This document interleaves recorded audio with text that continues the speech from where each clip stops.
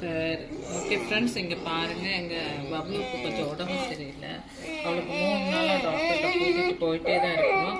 அதுக்கு முன்னாடி government hospital கூப்பிட்டு போனோம், ஒன்றுமே வேலைக்கு ஆக மாட்டேங்குது.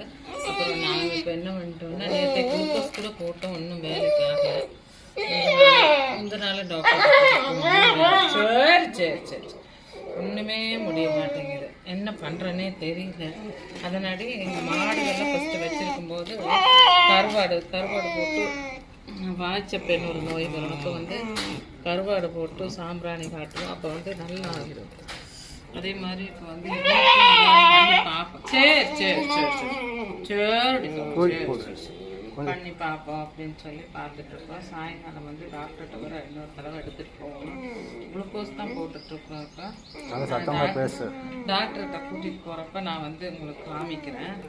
இதே இப்படி தான் ஃபிக்ஸ் வர்ற மாதிரி கை காலில் அப்படி இழுத்துட்டே இருக்குது, என்ன நேரம் இழுத்துட்டே இருக்குது, என்ன பண்ணுறதுன்னு தெரியல.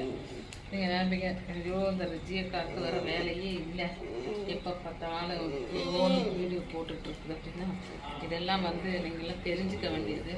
இனிமேல் இந்த கைதான் இழுத்துட்டே இருக்குது, ஏன் இப்படி இழுக்குது உங்களுக்கு தெரிஞ்சால் நீங்கள் வந்து கமெண்ட்ஸில் சொல்லுங்கள், கமெண்ட் பண்ணுங்கள். எதனாடி இது இப்படி பண்ணிகிட்ருக்குது சொல்லி, ஏதாவது மருந்து தெரிஞ்சாலும் சொல்லுங்கள் ஃப்ரெண்ட்ஸ்.